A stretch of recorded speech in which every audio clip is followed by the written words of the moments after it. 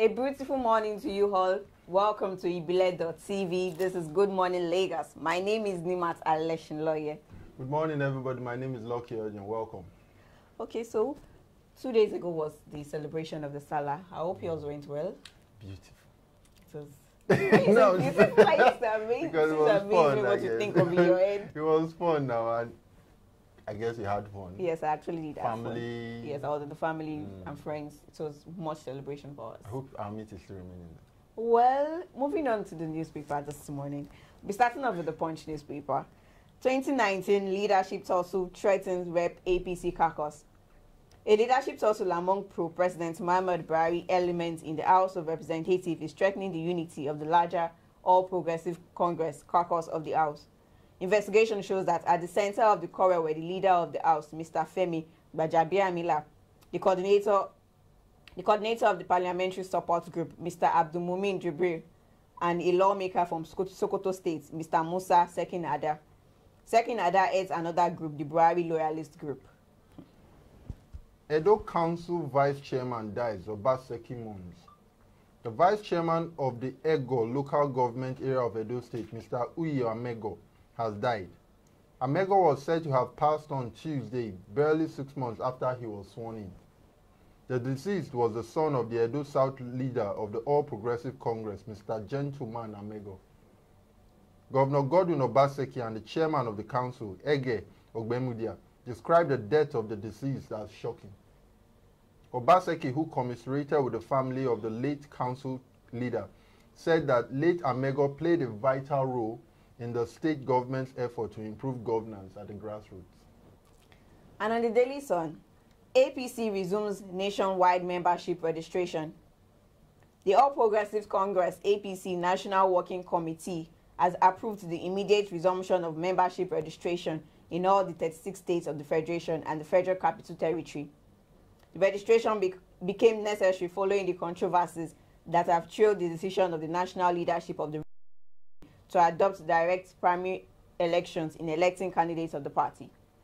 And still on the Daily Sun, youth set court ablaze in Imo State. Aggrieved youths yesterday set ablaze the record section of the magistrate court in Olu, where some youths from the town were standing trial for alleged kidnap. It was learned that about 17 youths had forcefully gained entry into the court complex about 6:30 a.m. after overpowering the security guards and proceeding to set ablaze the record office of the magistrate court. And on the Vanguard, 2019 presidency, we want microzone ticket, said PDP. Ahead of the 2019 presidential election, People's Democratic Party, PDP, has ruled out any possibility of microzoning its ticket to a particular geopolitical zone in the north. National Publicity Secretary of the party, Kola Olongbodiyan, disclosed this in reaction to a call by the lawmakers representing Kano Central District, Rabiu Kwankwaso, that the PDP should pick its presidential candidate from the northwest to stand a better chance of ousting All Progressive Congress APC from Aso Rock in 2019. And on the Vanguard, update on the Third Mainland Bridge. Federal government, Lagos State government deployed traffic personnel to alternative routes. As the Federal Ministry of Power, Works and Housing, in collaboration with the Lagos State government, commences a 3-day investigative maintenance test on the Third Mainland Bridge from midnight, August 22nd, the Lagos State government has assured residents of free flow of traffic, urging motorists and residents to comply with all traffic rules and directional signs to alternative routes during the period. The state government also urged motorists to cooperate with the traffic personnel deployed to strategic areas to ease flow of traffic and avoid unnecessary gridlock. And on The Guardian, NIMASA pushes for single data window for faster economic growth. The Director General, Nigerian Maritime Administration and Safety Agency, NIMASA, Dr. Dakuku Peterside, has said the agency is pushing for a single data window system for all activities in the Nigerian maritime sector. This is to ease access to information, as data required will be available on a single platform to engender rapid growth in the national sea economy. Peter Said, who stated this in Lagos recently at an interactive section with journalists, also noted that the Nigerian maritime sector, which currently provides over 100,000 direct jobs with multiplier effects of over 2 million jobs, deserves adequate mention in the statistics released monthly by the National Bureau of Statistics. Also on The Guardian, importer attacks SON on fake clippers. A call has gone to the Standard Organization of Nigeria, SON, to get rid of fake and substandard clippers because of their negative economic and health implications. Chief Ngozi Victor Mbadiwe, who spoke to The Guardian, said the call became imperative because many unsuspecting Nigerians are falling victims of buying fake clippers every day, only to discover that they stopped working after a few weeks. He disclosed that a good and international certified hair clipper should last for at least 20 years. And that will be all for our newspaper tidbits this morning. You could pick up any of this newspaper to get more stories and read full gist on any of the stories we just read to you now.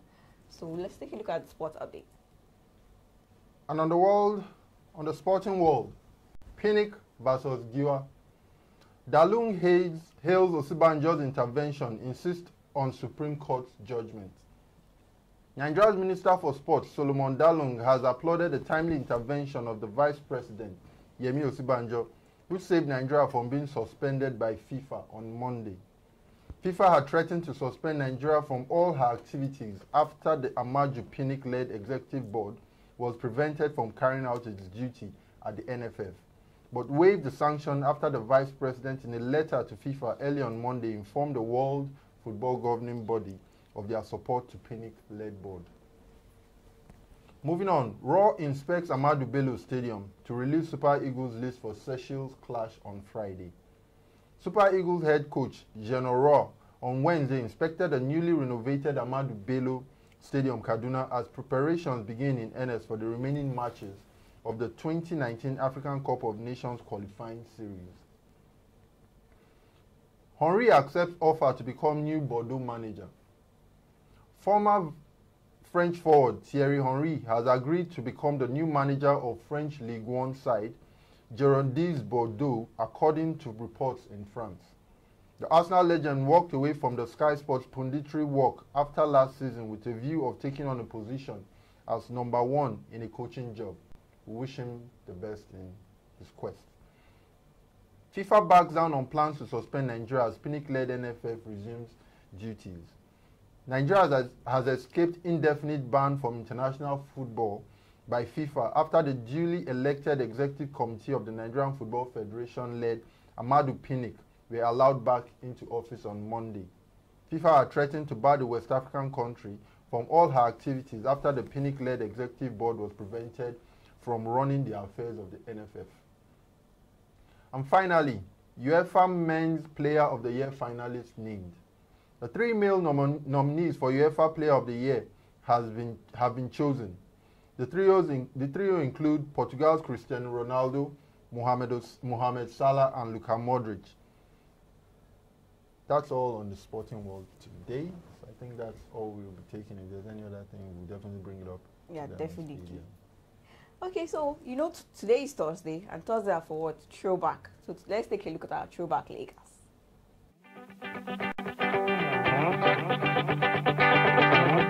The Queen of England, Queen Elizabeth II, visited Nigeria for the first time on the 28th of January 1956, 4 years to Nigeria's independence, and stayed for 20 days.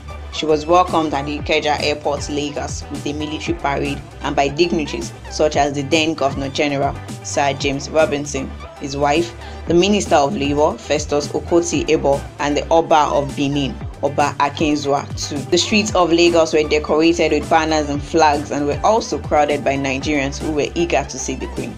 Queen Elizabeth and the Duke of Edinburgh were driven past the cheering crowds in an open car to the municipal boundary. Queen Elizabeth also met with the Oba of Lagos, Oba Adeniji Adele, who married 5 wives and birthed 25 children. Lisu Folashade Lawton, daughter of Chairman of Lagos Town Council, presented Queen Elizabeth a banquet on her knees. Before the Queen left on the 16th of February 1956, She visited other parts of Nigeria, such as Port Harcourt and Kaduna, where she graced the Dubar Festival.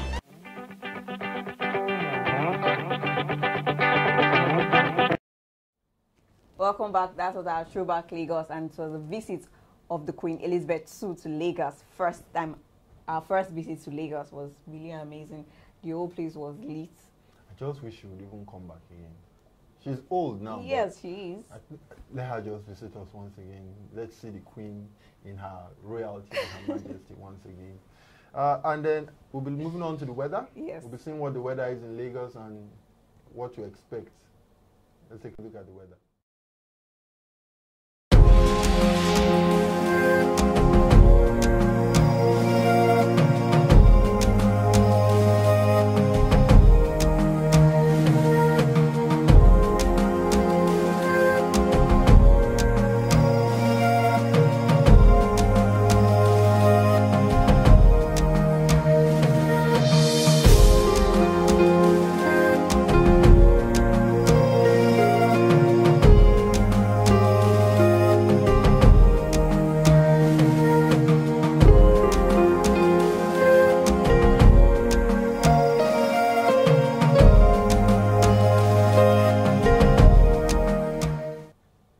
Welcome back to Ibile.tv. That's the weather in Lagos today, with temperatures as high as 28 degrees and as low as 24 degrees. Periods of rain and thunderstorm in different parts of the metropolis. So go out with your umbrella as it is, because even early this morning it was already showers of rain and blessing all over the metropolis. So it's expected that it's going to be cloudy, and at night it's still going to be wet as well. So that's the weather for today in Lagos.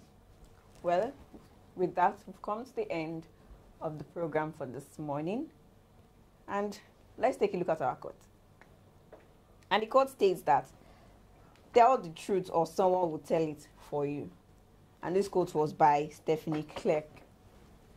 Tell the truth or someone will tell it for you. Yes. How does that actually admit? I'm trying to correlate. Because if you keep lying one time or the other, the truth will come out. The truth will come out. Well, that's true. And it might not be from you. I should just be like, I wanted to tell you. No, it's, you find yourself in a kind of situation you won't be proud of. That's true. So it's better you say it early and get it over with. Once you said the truth, nothing else matters actually. Because you know that you're free of the chain in your mind. There's no more chain holding you together. As they say in local parlance, you know if you hide belly. So I guess you can't hide the truth. The truth is always going to come up. Yes, definitely come up. So why don't you just tell it? Yes.